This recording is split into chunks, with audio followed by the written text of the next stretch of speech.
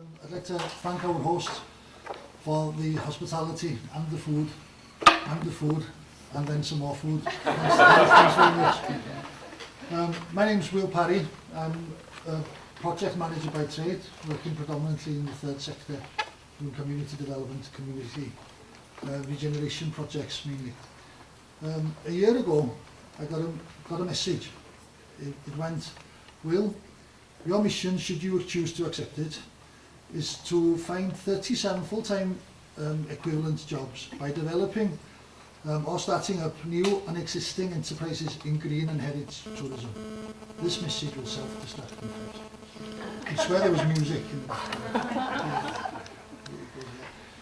background. In fact, it's a 2-year project financed through Coastal Communities Fund and run by the big lottery in Wales, Cronol.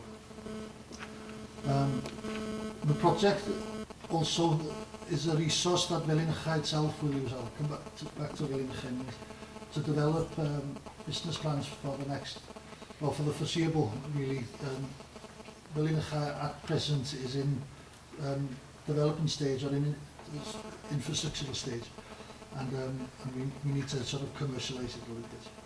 So anyway, briefly, to find 35 full-time equivalent jobs by developing and starting up a new and existing enterprises in green and heritage tourism. So let's take stock. Gwynedd is the second largest county in Wales. 70% of the land area in Gwynedd is Snowdonia National Park. 63% of the employed people in Gwynedd are employed by the public purse. Economists will tell you, if you get to economists, you get 3 opinions, but some economists will tell you that anything over 30% is unsustainable in its own rights. So that's the problem off, highlights the problem we have with sustainability in rural areas. The Llyn Peninsula itself, Llyn, by the way, is the same derivation as Len in Munster. The name's derived from the same place. Llyn is our working area, and we classified as being deep rural, which means that we're more than an hour away from conurbations of 10,000 or more. In fact, there is only one conurbation of 10,000 or more in the whole of Gwynedd anyway. And so we're deep rural. We are on the Welsh Government's top 25% on the index of multiple deprivation. That index is quite complex and arguable, but you don't really want to be on it. It's an index of multiple deprivation. We have chronic, and seriously chronic, energy, fuel and transport poverty. We have the lowest average wage of any constituency in the whole of the UK. And we have massive depopulation of our young people, 15 to 25-year-olds, leaving the area for career and amenities. The far end of the Llyn Peninsula, this is the good bit now, we get to the good bit. It's not all doom and gloom. It's a population of about 13,500 people, which is not critical mass to run any business from the current population. So we need income from tourism, we need income from outside it. Tourism will become increasingly important in the economy of the area. Population of 13,500, there's 55 miles of coast, and nowhere on the Llyn is more than 3 miles away from the coast. It's an area of about 95 square miles. Most of it is covered, is designated an area of outstanding natural beauty. I should have brought slides really. I'll say that I did, but I forgot them. There's 4 sites of special scientific interest. 75% Welsh-speaking, first language Welsh-speaking area from the last census, down 1%, 76 in 2001, 75 now. So we're still hanging on in there. And the crime rate is near 0. It's probably 0 now that we're here.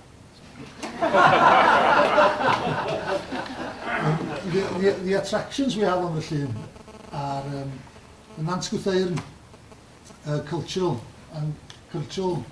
and language centre, similar to, I believe you have the Geltacht over here, where people go to learn Gaelic. You have a brand new maritime museum in Nevin.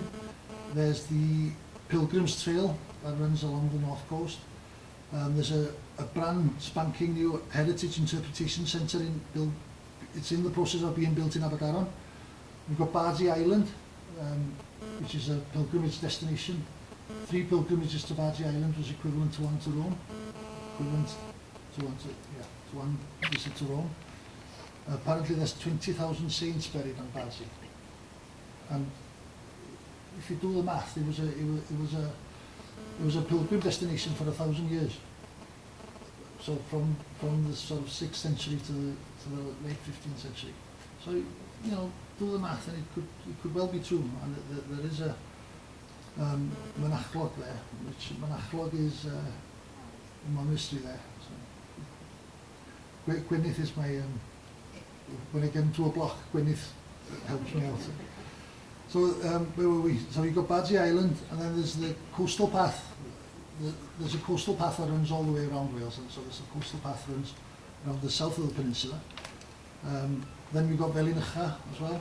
I should mention Felin Uchaf. Did I mention Felin Uchaf? I should definitely mention Felin Uchaf. Right, I've mentioned Felin Uchaf, haven't I? Yeah, okay. So we've got Felin Uchaf as well, which is a life and traditional heritage skills centre, really. I've mentioned Felin Uchaf, haven't I? I'll go on. And there's Plas and Rhyw, which is a National Trust owned building restored to early 20th century conditions, owned by 2 sisters, 2 Keating sisters, and it's a museum piece. And it's the 15th most popular attraction in Gwynedd. Considering the castles and mines and stuff we have, that's quite good. And then further along the south coast, there's a very famous art gallery, Oriel Plas in the Weather, and they've got an outside already. There's they've got an art gallery, an amphitheatre there, and beautiful walking paths. And there's a sailing academy, a £7.5 million sailing academy being built in Pwllheli at the moment. What was I going to say? These attractions attract social classes A, B and C1, which means upper, middle and lower middle class people. They have money, basically, the people who come. They tend to be empty nesters. That means that they can come out of season. Their average stay is 3 days, and their average spend is it's only £161 per stay. Because they arrive, and 5 minutes later the Tesco van arrives, and their contribution to the local economy is limited by that, I think. And 43% of them stay in self-catering accommodation. So this is what we had to work with. And here's how we start thinking of leading the horse to water, if you like. You can't make them drink, and you can't make them start their own enterprises. But the population is there. The tourists that we get are richer, and they're coming. So we need to milk them for every penny, to be honest. What we did initially, we mapped the resources, the attractions, the services and the activities that are available for these visitors. And we've done it on a GIS map, a map that shows all the attractions, and you can sort of drop down and get only the post offices, or you can select only the pubs, only the caravan sites, only the campsites. It's an interactive map that's been placed on various websites, and there's an app has been developed. QR codes have been developed as well to be put on various attractions, various archaeological and hill forts and stuff, but they don't really work well because the phone system isn't all that good, and you have bird mess on them and stuff, and they don't read to it. So that's something that we're working on. Also, Gethin over there, I thought you would come to sit me off. Also, Gethin over there is doing surveys. What we're trying to do is we're trying to find gaps in the services that we provide to tourists. And Gethin is doing, going around completing surveys with the visitors that we do get. And we try to compare that with what's available in Cornwall and in Pembrokeshire, who seem to be looking for the same markets as we are. We're also providing generic training for businesses. An innovative scheme we have is Cynefin a Chymuned, translates roughly as Habitat and Community. It's an accredited 13-week course of various lectures and events, covering things like geology and archaeology, industry, history, literature, poetry, religion, and it's aimed at businesses that service the tourist industry. And it's running now. I missed last night, because I was here. And it's running now, and it's greater than the sum of its parts.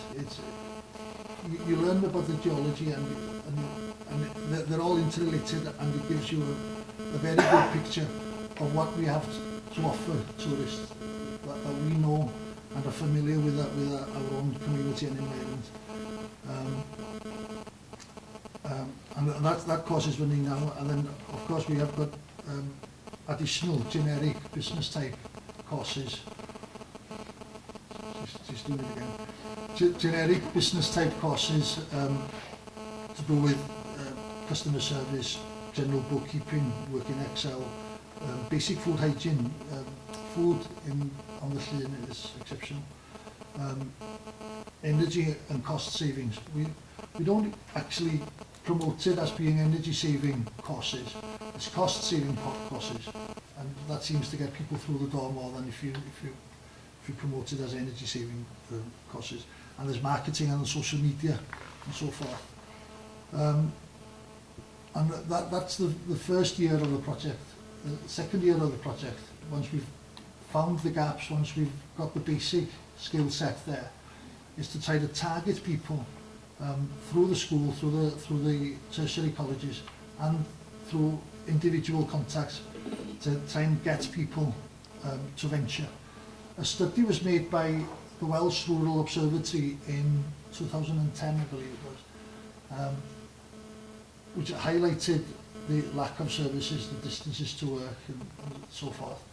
But it also highlighted that young people between 15 and 25 aspire to stay on the Llyn, which is brilliant news, really. But obviously we need to give them a living. We need to. These are common problems to all rural areas, I think. And well, this is how we're going about it, to try and get some money from outside into the area and to make things sustainable. Because on my darker days, I think we're just not sustainable as it is. Maybe a generation. We'll be struggling to do 2 generations living on the Llyn in deep rural areas without some kind of real coordinated intervention. And that has to be enterprise rather than public.